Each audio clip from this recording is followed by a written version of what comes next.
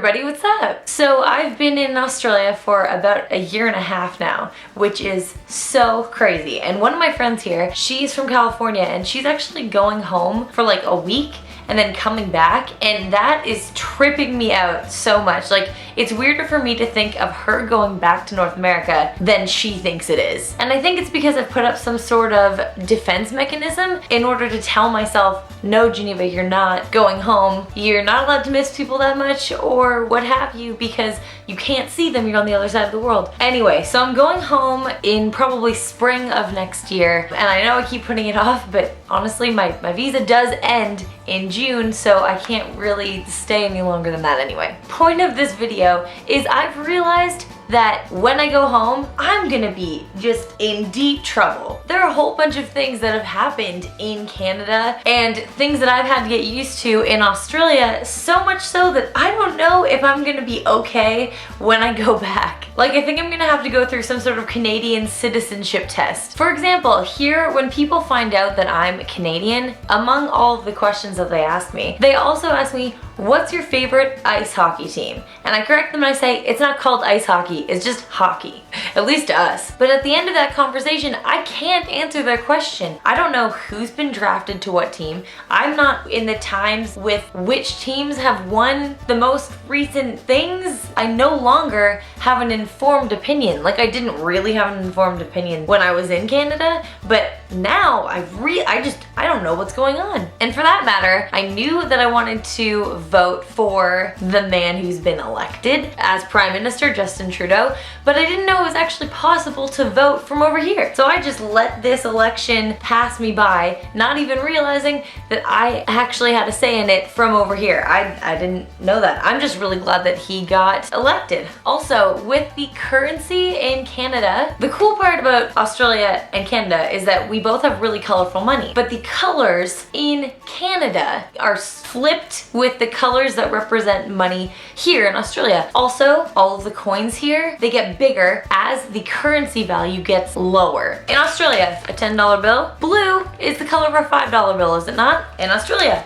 a $20 bill. Red is the color of our $10 bill, is it not? And purple is, no, purple is, I've forgotten. 50s here are yellow, hundreds are green. The coins are totally mismatched. It's like a drunk person friggin' designed these. The 50-cent coin is the biggest one. And yes, there's a 50-cent coin here. The next one down is the 20-cent coin, of which we also don't have in Canada. I don't have the 10-cent coin, but then all of a sudden it jumps from 50 cents. Look how small that is. This is the 5-cent coin.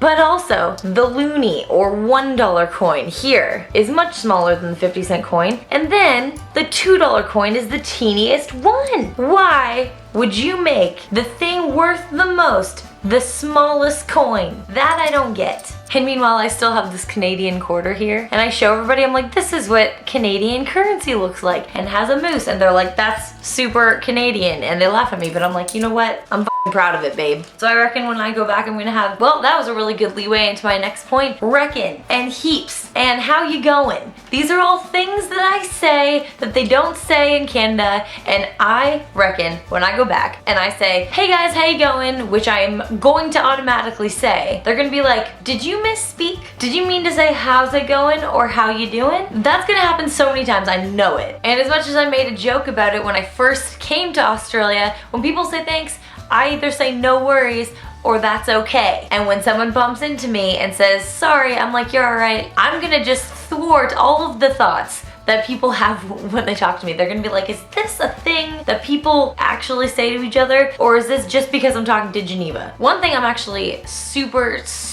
gonna miss here. I mean, I'm gonna miss so many things in Australia when I go back to Canada. But one of the major things is coffee and food. I'm gonna be such a coffee snob when I go home. Tim Hortons just isn't gonna cut it for me anymore, which really sucks. Like, I'm still gonna drink Tim Hortons, of course, because like, if you don't drink Tim Hortons, but I'm gonna have to go into heaps of specialty cafes or what have you. Like, not even Starbucks, because Starbucks puts crazy amounts of sugar in everything. I'm gonna have to actually go and find a cafe that does like a legitimate cappuccino. And I'm not gonna be able to order a long black or a flat white because people aren't gonna know what that is, so I'm gonna have to explain it to them. Also with the food, everything here is made fresh. Everything. Like even with their chain restaurants, which don't really exist over here anyway, to be honest. Everything is made in-house because they're able to grow so many things over here. And when I go grocery shopping, I eat totally worlds different than I ate when I was in Canada. I've completely changed my lifestyle over here. And when I go home, my mom's gonna be like, what are you eating? Like what is this kale thing? Another thing that's gonna be a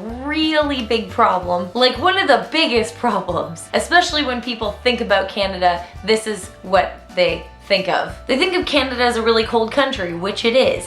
In Toronto a couple of years ago, I remember we had a couple of days that dropped down to -41. After being here for so long, guys, I don't know what cold is. I'm really glad I'm gonna be going home in the spring because at least then I'll gradually dip down into the lower temperatures versus what I was going to do, which is come home this month, go from summer here to super cold temperatures. Now when it drops down to like 4 degrees, people are like, oh, it's so freezing. And I'm like, man, I know, it's so cold. When I go home, my blood will have actually thinned to this climate. Because when you get acclimatized to a new place, it takes like a couple of years for your blood to actually thicken or thin to adjust to your new climate. So my blood will actually be thinner than it was when I lived in Canada. So when I go back home, it's gonna take a while for me to get used to the amount of cold that all of you guys are used to. Alcohol is one of the biggest things ever here. It's just people drink all the time. They find every single reason to drink, like more so than any other person that I've met, just Australians in general. They drink all the time, which is totally fine, but now I'm so used to it. I'm like,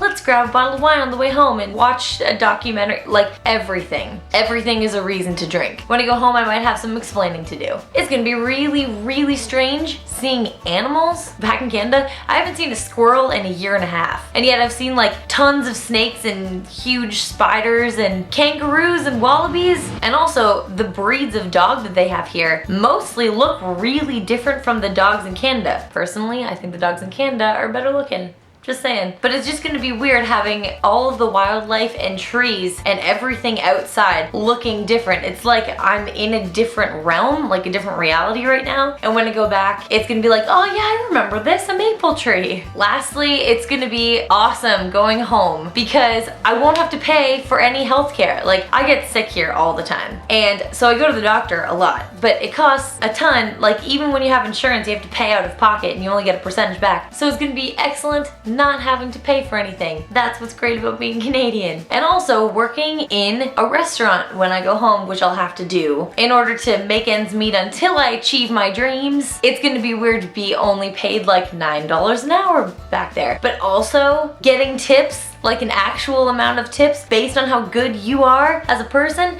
and having nice people really appreciate how good you are, that's gonna be so great. I'm so excited to get tipped. Okay, so basically you guys have gotten the gist of this video. I'm gonna be screwed when I go back to Canada. But man, am I excited to go back to Canada, you guys. And man, is it ever gonna be sick to celebrate Halloween, Christmas, Thanksgiving again. I hope you guys really like this video. I love you. And I'll see you all next Thursday. And I'll actually try to get it up on Thursday this week and next week. Okay, bye.